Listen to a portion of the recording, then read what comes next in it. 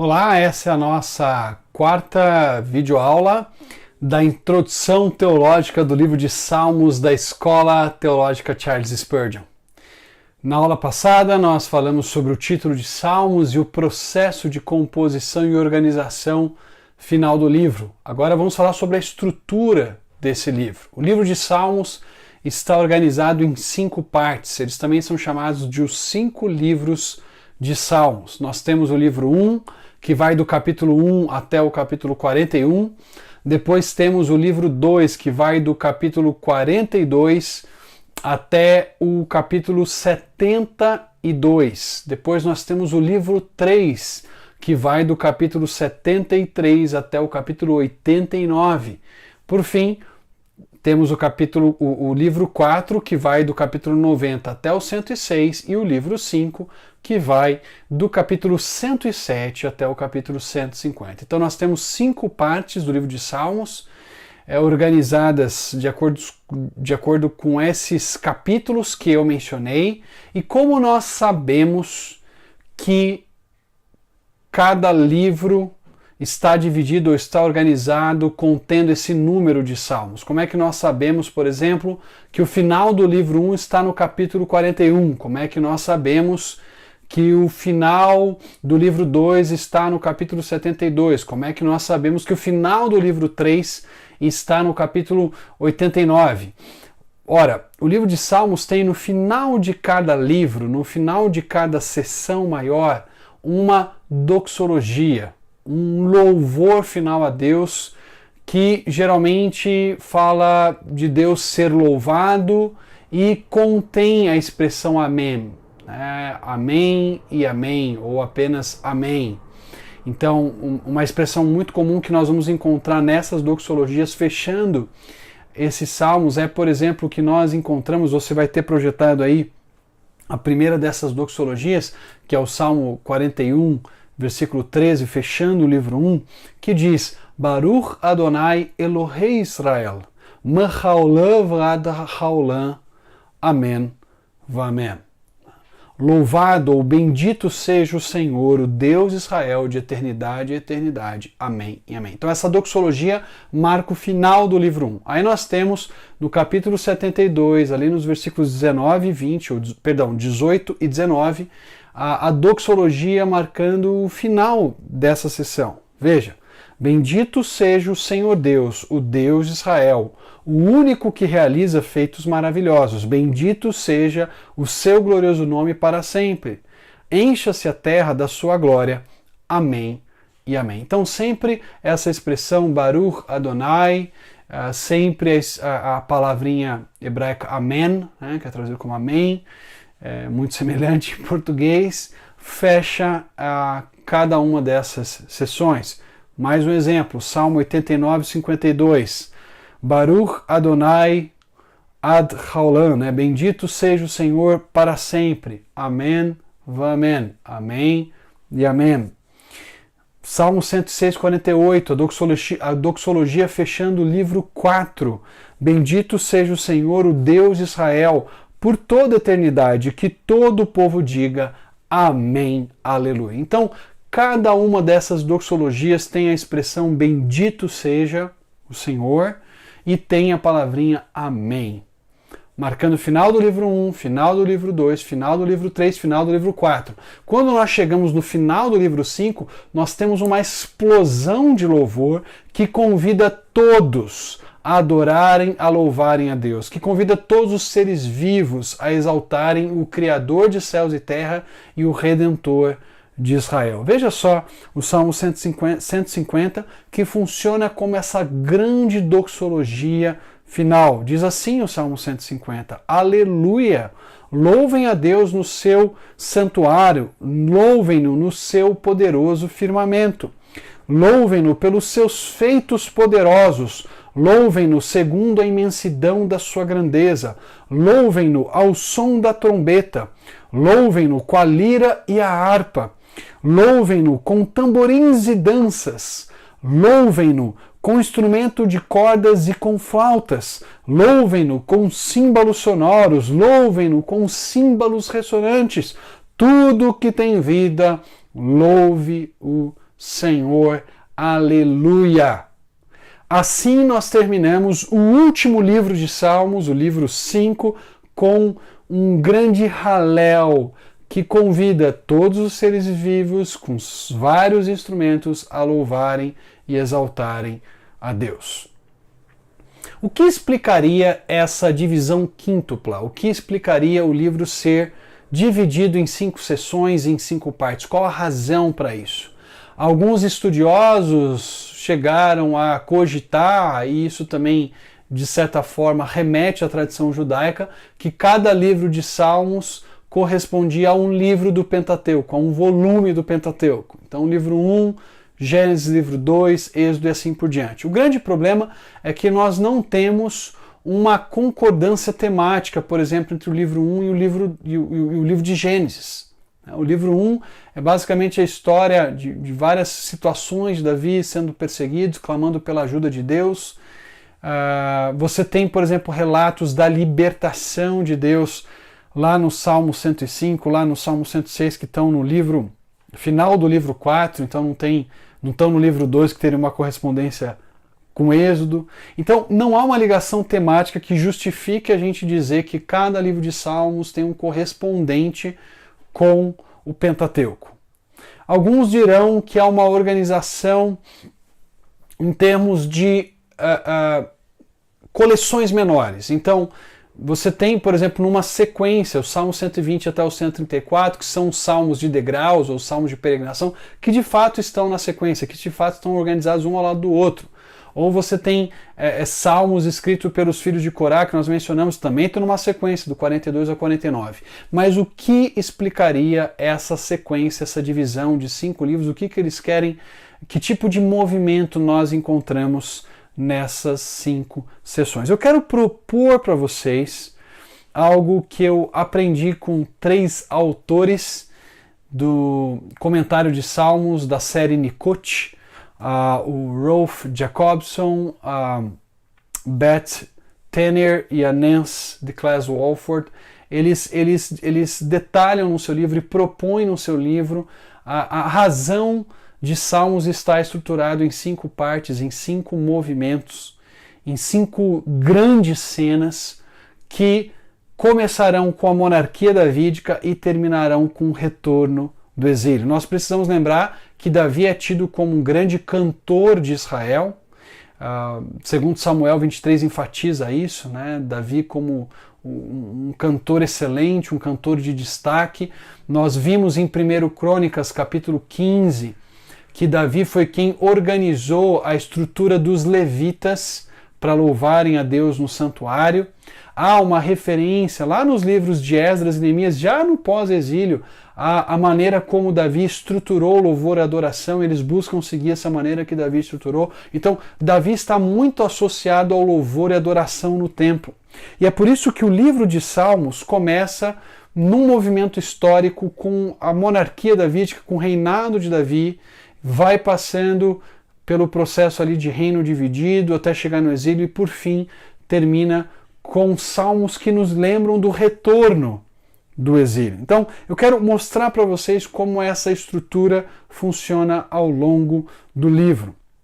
O que nós encontramos em especial no livro 1? O livro 1 começa com basicamente duas exortações para aqueles que estão lendo essa obra, e eu vou, às vezes, ler alguns trechos aqui para vocês. Vocês não têm projetados, tem apenas a indicação dos textos, mas eu quero ler alguns trechos para nos ajudar. O livro 1 começa nos exortando, primeiro, a meditar na lei de Deus, na Torá de Deus, na instrução dele, e a nos submetermos ao seu rei, a nos submetermos ao seu ungido. Veja como o livro 1, então, começa enfatizando a importância daquele que representa Deus na terra, daquele que é o vice-regente de Deus na terra, o ungido de Deus, o rei de Israel. O livro 1 tem uma descrição bem interessante nos versículos 1 e 2, começa com a expressão Ashrei, que quer dizer bem-aventurado ou feliz. Essa expressão Ashrei vai se repetir ali no Salmo 2, versículo 12, onde também diz que são felizes, né? Ashrei, são felizes ou bem-aventurados os que se refugiam ou no rei, que representa o próprio Deus, ou no próprio Deus, mas essa expressão começa o capítulo 1 e termina o capítulo 2, mostrando que eles, de certa forma, estão integrados com uma grande introdução, com uma grande abertura no livro de Salmos, que começa com a palavra bem-aventurado e termina com os bem-aventurados em 2:12. Qual que é a descrição que nós encontramos então no Salmo 1, versículos 1 e 2? Muitos de nós sabemos de cor, Salmo 1, bem-aventurado o homem que não anda segundo o conselho dos ímpios, não se detém no caminho dos pecadores, nem se assenta na roda dos escarnecedores, antes o seu prazer está na lei do Senhor e na sua lei medita dia e noite. O que chama a nossa atenção aqui, inicialmente, é essa dinâmica que o fiel precisa evitar enquanto está seguindo o Senhor e adorando a Ele. Se você quer adorar a Deus da forma correta, se você quer prestar um louvor, ação de graças que o engrandece, você precisa começar com a instrução do Senhor. E começar com a instrução do Senhor é o oposto do movimento que nós encontramos no versículo 1.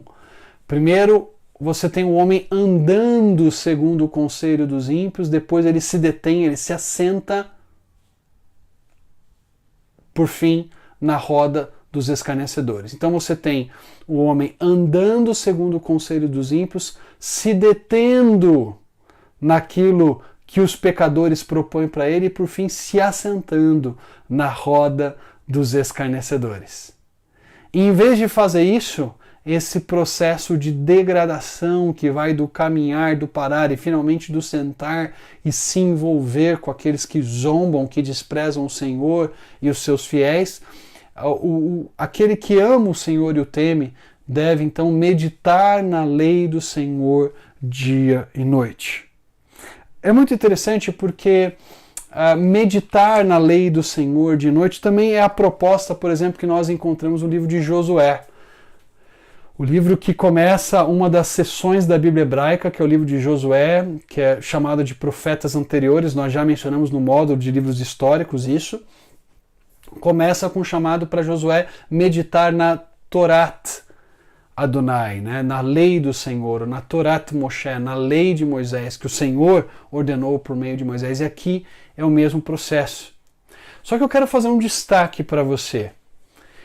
Há uma ênfase no livro de Deuteronômio, especialmente no capítulo 17, versículos 18 a 20, aqui o rei deveria ter uma cópia da lei consigo para meditar nessa lei, para constantemente ter essa lei diante de si, para julgar o seu povo da forma correta, da forma que Deus esperava. Então é muito curioso que o livro 1, que vai enfatizar especialmente a monarquia davídica, começa com esse chamado para se meditar na lei do Senhor. É claro que todos aqui, todos os fiéis são chamados a ter as suas mentes saturadas pela palavra de Deus, pela revelação de Deus, mas o rei tinha a responsabilidade importantíssima de deixar que essa lei comandasse o seu coração e o guiasse nas suas decisões. Há uma ênfase na realeza no capítulo 2, nós falamos que 1 e 2 estão integrados, e nós temos aqui, veja que interessante, no capítulo 2, versículo 6, 7 e 8. 2, 6, 7 e 8. Eu mesmo estabeleci o meu rei em Sião no meu santo monte. Proclamarei o decreto do Senhor. Ele me disse, tu és meu filho. Eu hoje te gerei. Pede-me e te darei as nações como herança e os confins da terra como tua propriedade. Aí você tem o chamado aos reis no versículo 10. Por isso, ó reis, sejam prudentes, aceitem a advertência, autoridades da terra. Então nós temos um salmo que enfatiza o papel do rei como vice-regente divino. Ele é o filho de Deus, no sentido que ele representa Deus diante dos povos da terra. Esse rei está estabelecido em Sião. Nós vamos lembrar que a monarquia de Davi, que está ligada a Sião, está ligada a Jerusalém, está ligado ao templo que depois vai ser construído, e os reis da terra então são chamados a respeitar, honrar esse rei que é representante do próprio Deus que criou céus e terra. No versículo 4 diz que do seu trono nos céus o Senhor põe-se a rir e caçoa daqueles reis que se rebelam contra ele. Então há uma ênfase aqui na meditação da lei do Senhor, há uma ênfase aqui no rei que é vice-regente, que representa Deus, e de repente nós temos uma série de salmos que são chamados de Salmos le David, salmos associados ao nome de Davi. Alguns deles, inclusive, associados a momentos históricos da vida de Davi. Por exemplo, o Salmo 3 é um salmo que Davi está fugindo do seu filho Absalão. No Salmo 34, ele está fingindo-se de louco diante do rei de Gate. Outros salmos que aparecem aqui, por exemplo, o Salmo 18, que é idêntico praticamente ao texto de 2 Samuel 22, são textos paralelos. Davi celebra a vitória que Deus lhe deu diante dos seus inimigos. Então, todo o livro 1 está profundamente associado a Davi, e o livro 1 termina, inclusive, com a mesma expressão que nós encontramos no início do capítulo 1 e final do capítulo 2, que é a expressão Ashrei, bem-aventurado. Veja como começa o capítulo 41, que finaliza o livro 1. Como é feliz, Ashrei, né? Aquele que se interessa pelo pobre. O Senhor o livra em tempos de adversidade, o Senhor o protegerá e preservará a sua vida. Ele o fará feliz na terra e não entregará os desejos dos seus inimigos. É muito interessante essa ênfase naquele que se interessa pelo pobre e cuida do pobre nos momentos de adversidade. Por quê? Porque uma das funções do rei no mundo antigo era justamente cuidar daqueles que eram os mais desfavorecidos, daquelas que eram as pessoas marginalizadas na sociedade, como o órfão, a viúva e o estrangeiro, que eram os pobres da terra, e o rei tinha como função fazer justiça a eles. E o texto diz aqui que é feliz aquele que se interessa pelo pobre. Aqui nós temos a ênfase na realeza, nós temos a ênfase no cuidado que o rei deveria ter com os pobres. Veja então, o começo do capítulo 1, a ênfase na meditação da lei do Senhor, que se aplica a todos, mas era um dever importantíssimo do rei, segundo Deuteronômio capítulo 17.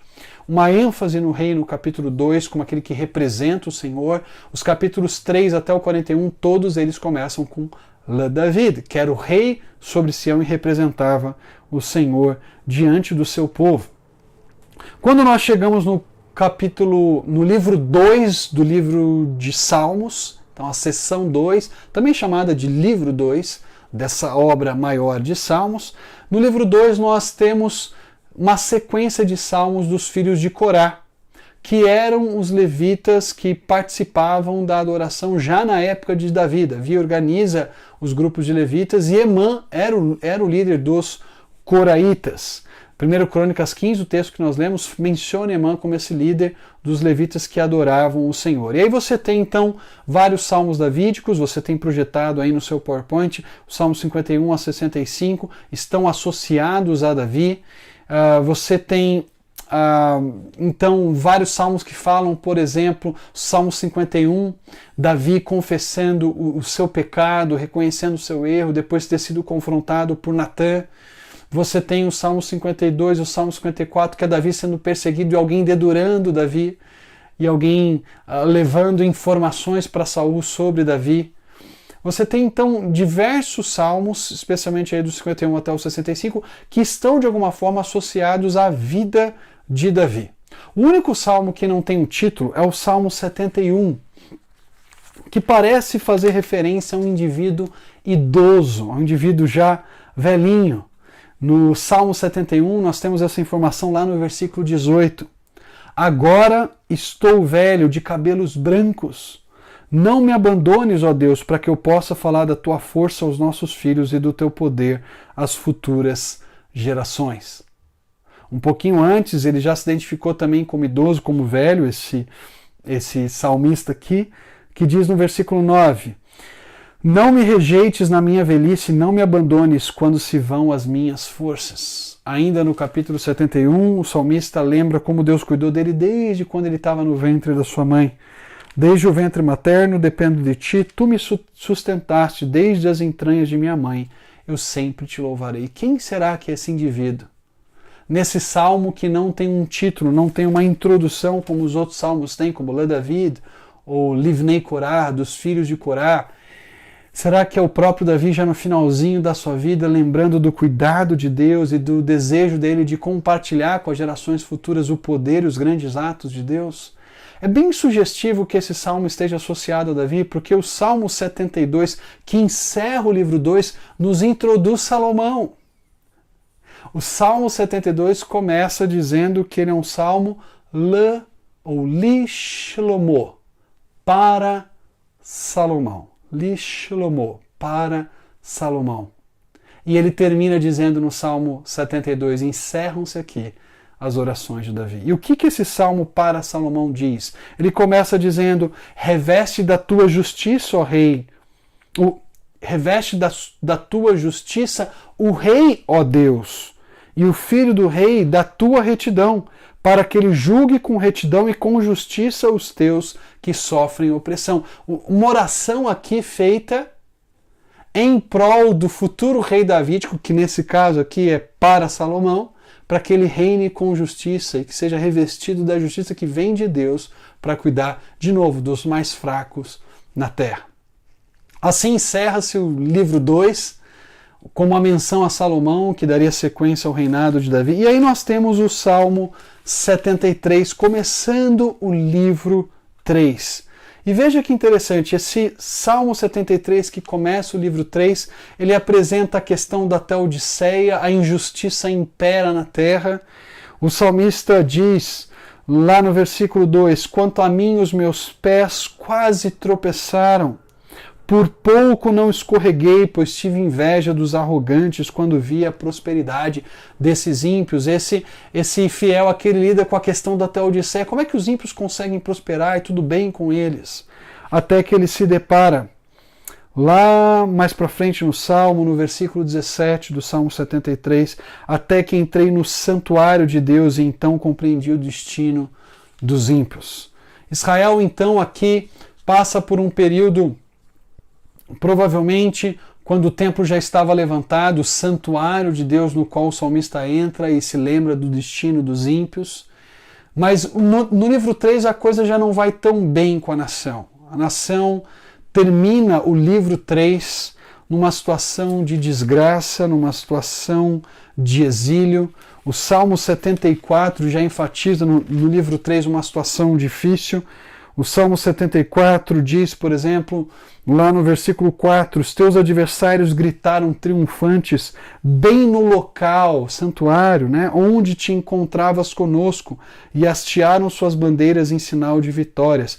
Pareciam homens armados com machados invadindo um bosque cerrado. Então aqui já no Salmo 73 nós temos o salmista no Salmo 73 questionando a questão da justiça, mas no 74 descrevendo o ataque de inimigos ao próprio santuário de Deus. No versículo 7 do Salmo 74 ele diz, atearam fogo ao teu santuário, profanaram o lugar da habitação do teu nome. E a gente vai mais para frente, vai caminhando até chegar no Salmo 89, que é o salmo que fecha o livro 3, e aqui a gente já não tem mais uma situação de estabilidade. Já não temos mais a menção, quase menção a Davi, ele quase não aparece mais no Salmo 3, enquanto ele aparece bastante nos livros, no livro 1 e no livro 2, no livro 3 ele aparece muito pouco. E aí você encontra aqui no Salmo 89 uma menção à aliança que Deus fez com Davi. Salmo 89, versículo 3 e 4. Tu disseste, fiz aliança com o meu escolhido, jurei ao meu servo Davi, estabelecerei a tua linhagem para sempre, firmarei o teu trono por todas as gerações. E esse salmo que começa com uma lembrança da aliança que Deus fez com Davi, termina falando o seguinte nos versículos 38 e 39, depois no 44. Mas tu o rejeitaste, recusaste-o e te enfureceste com o teu ungido, revogaste a aliança com o teu servo e desonraste a sua coroa lançando-a ao chão. Versículo 44, deste fim ao seu esplendor e atiraste ao chão o teu trono. Perceba como as imagens da coroa e do trono são lançadas ao chão, indicando que os filhos de Davi perderam o seu poder. Os filhos de Davi já não estão mais no trono, já não estão mais assentados no palácio em Jerusalém, governando sobre a nação. O povo agora está cativo. E o Salmo aliás, o livro 3 da obra de Salmos, o livro 3, termina com a dinastia davídica fora do trono, exilada, com a sua coroa, com o seu trono lançados ao chão. E quando nós chegamos no livro 4, então a grande questão é: e agora? Nós não temos mais um monarca sentado no trono. Nós não temos mais um rei governando sobre nós em Jerusalém. Nós somos cativos, nós estamos debaixo do poder de nações estrangeiras. E é nesse livro 4 que, quando já não se tem mais o rei humano sentado no trono, que se lembra e se destaca a realeza do próprio Yahvé, o Deus de Israel. Os Salmos 93 a 99 celebram a realeza de Deus. Deus é rei, várias vezes ele é chamado de rei, o Senhor reina, tremam as nações. O Salmo 96 vai dizer que o Senhor vem para julgar a terra com justiça e os povos com equidade, e assim demonstrar sua realeza e o seu governo sobre toda a terra. Quando já não tem um governante sentado mais no trono porque ele foi lançado ao chão, Israel precisa lembrar que o Senhor continua governando sobre o seu povo e o Senhor continua governando sobre todas as nações. No livro 3, a figura de Moisés volta a ter importância. Ele aparece diversas vezes no livro 3. Fora do livro 3 ele só aparece mais uma vez, mas no livro 3 ele vai aparecer no capítulo 90, que é o Salmo de Moisés. Depois, mais outras 7 vezes ele vai ser mencionado. No Salmo 99, no Salmo 103, no Salmo 105, no Salmo 106, você tem aí versículos que falam da importância de Moisés. E no Salmo 90, que começa o livro 4, nesse livro 4 a gente tem a intercessão de Moisés em favor da nação de Israel. É como se a nação de Israel no exílio se apropriasse da oração de Moisés e dissesse: Senhor, tem misericórdia de nós. Veja o que diz os versículos 15 até 17 do Salmo 90. Dá-nos alegria pelo tempo que nos afligiste aqui no exílio, pelos anos em que tanto sofremos. Sejam manifestos os teus feitos aos teus servos, aos filhos deles o teu esplendor. Esteja sobre nós a bondade do nosso Deus soberano. Consolida para nós a obra das nossas mãos. Consolida a obra das nossas mãos. O Salmo 105, ainda no livro 4, vai lembrar de como Deus foi bondoso para com a nação, como ele cuidou de Israel, como ele esteve presente nas mais diversas fases da história dos hebreus. E o Salmo 106 vai lembrar que o povo foi rebelde, foi duro de coração e por isso foi parar no cativeiro. Mas fecham-se as cortinas do livro 4 e você tem na próxima projeção uma explicação do livro 5.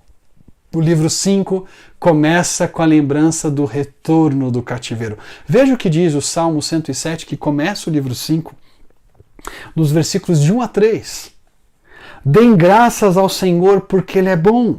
O seu amor dura para sempre. Assim digam os que o Senhor resgatou, os que livrou das mãos do adversário e reuniu de outras terras, do Oriente, do Ocidente, do Norte e do Sul. O povo voltando para a terra, sendo resgatados pelo Senhor. E aí a ênfase então no livro 5 está no retorno do exílio, o povo voltando para sua terra. O Salmo 126, por exemplo, que faz parte do livro 5, vai dizer: quando o Senhor trouxe de volta os cativos a Sião, foi como um sonho. A nossa boca se encheu de alegria e entre as nações se dizia: grandes coisas o Senhor fez por Israel. A ênfase, então, no livro 5 é o retorno do povo para sua terra. E esse retorno de Israel para sua terra é também acompanhado por uma ênfase maior em Davi de novo. Davi estava escondido. Lá no livro 3, livro 4, você quase não tem menção a Davi, pouquíssimas menções a Davi. mas no livro 5 você volta a ter salmos associados a Davi. Você tem projetado aí o Salmo 108 a 110, o 122, o 124, o 131, 138 a 145, salmos associados à figura de Davi. E de novo a esperança de que um dia Deus há de restaurar o seu reino sobre toda a terra por meio daquele que é descendente de Davi. E a explosão de louvor, a doxologia final, termina o livro de Salmos, reconhecendo que o Senhor habita nos mais altos céus. E Ele é digno de louvor de todos os povos da terra. Ele é digno de louvor de todo ser que respira. Essa é a estrutura do livro de Salmos, que começa com a ênfase no período de Davi, nos livros 1 e livro 2, continua lembrando da situação de dificuldades e de lutas no livro 3 que o povo passou durante o reinado de Salomão e depois o reino dividido, termina com a coroa dos descendentes de Davi lançada no chão. Livro 4, exílio, mas o Senhor reina, o Senhor governa. Lembre-se de Moisés, aquilo que ele nos ensinou, nos instruiu, como ele orou a Deus, essa oração que nós também podemos fazer no exílio. Livro 5, o povo retorna para a terra.